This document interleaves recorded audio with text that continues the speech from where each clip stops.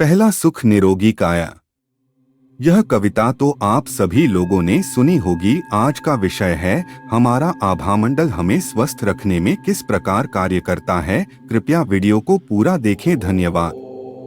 प्रत्येक व्यक्ति या वस्तु से कुछ विशेष प्रकार की किरणें निकलती है। गुप्त विज्ञान के अनुसार इसे ऑरा कहते हैं और यही आभामंडल है।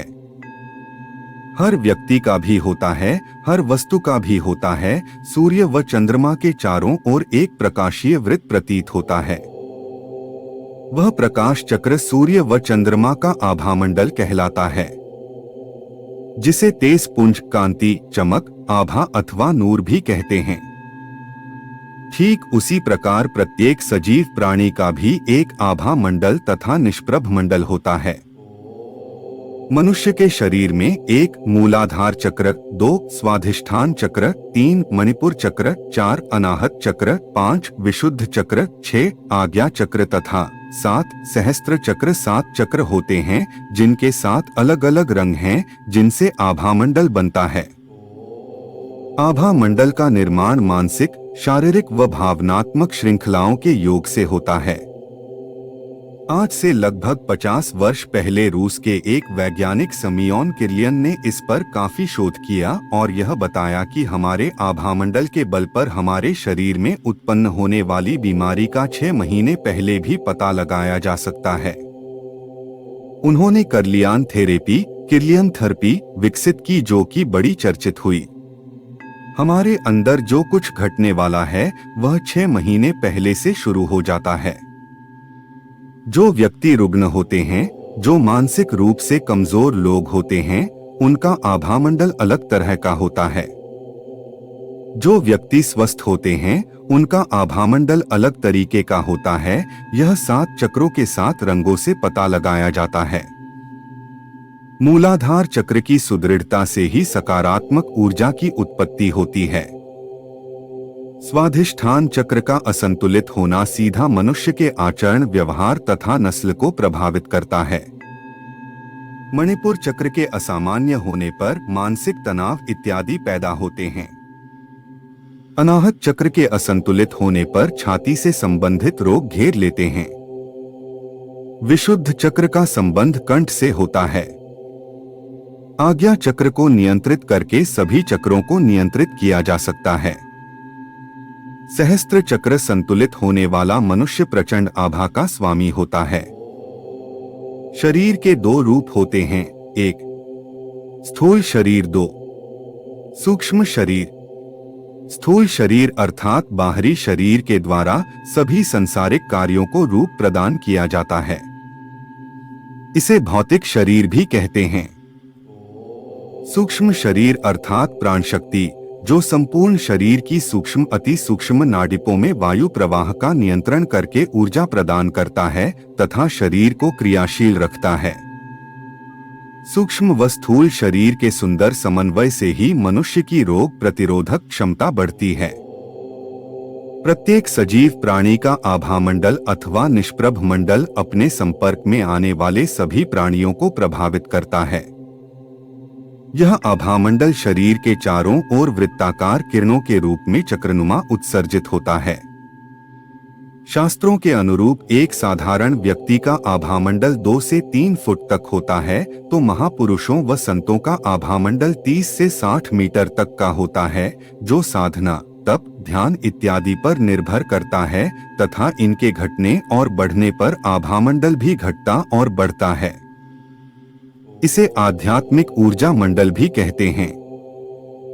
आभामंडल को निस्तेज करने वाले तत्व काम, क्रोध, मोह, अहंकार, मद और दुर्व्यसन आदि हैं।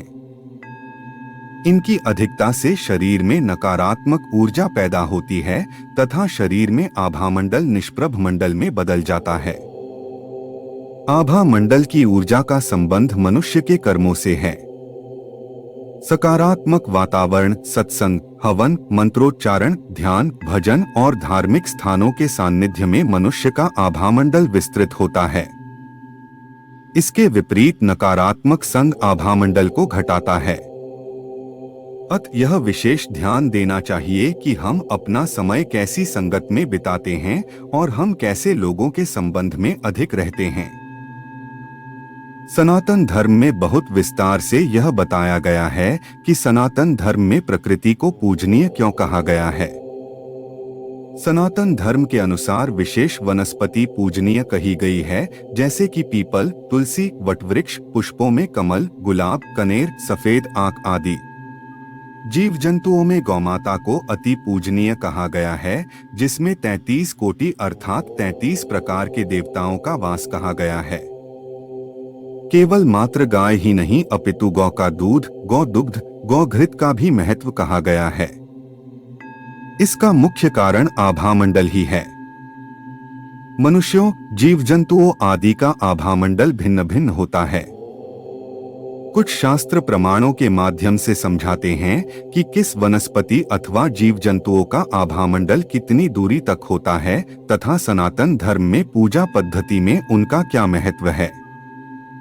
पीपल वृक्ष का आभामंडल 3 मीटर, तुलसी वृक्ष 6 मीटर, वट 10 मीटर, कदम 8 मीटर, नीम 5 मीटर, आम 3 मीटर, नारियल 10 मीटर, कमल पुष्प 6 मीटर, गुलाब पुष्प 5 मीटर, सफेद आंख 15 मीटर, गाय 16 मीटर, गाय घृत 14 मीटर, गाय दुग्ध 13 मीटर और गाय दधी 6 मीटर होता है।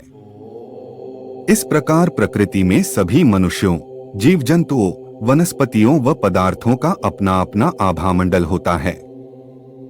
सनातन धर्म में हवन यज्ञ, शालीग्राम व शिव अभिषेक इत्यादि में भिन्न भिन्न पदार्थों को इसी कारण उपयोग किया जाता है कि उन पदार्थों के विशेष आभामंडल के संपर्क में आने से मनुष्य तथा वातावरण में सकारात्मक आभामंडल का विस्तार होता है। हवन में आम की लकड़ी, गौ घृत, जौ, तिल आदि की आहुति देने से वातावरण में विस्तृत आभामंडल बनता है।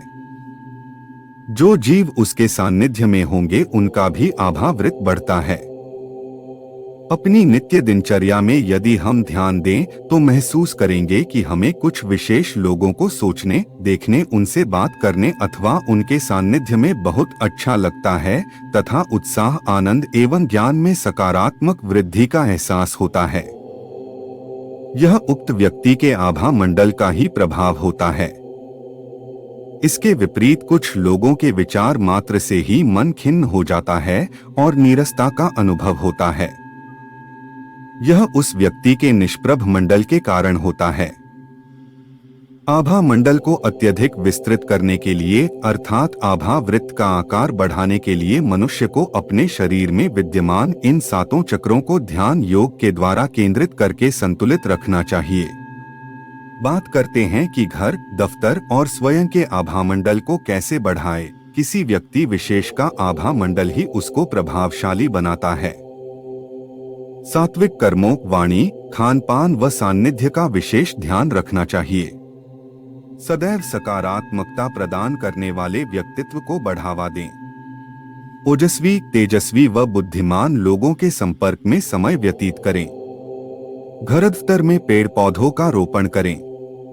प्रकाश की व्यवस्था सुचारू करें। स्वच्छता का विशेष ध्यान रखें। घरों में हवन, मंत्रोच्चारण, दीप प्रकाश, शंखनाद आदि करते रहें। 5 तत्वों जल, अग्नि, वायु, पृथ्वी तथा आकाश की शुद्धि का सदैव ध्यान दिया जाना चाहिए। इनसे संबंधित प्रदूषण करने से बचना चाहिए।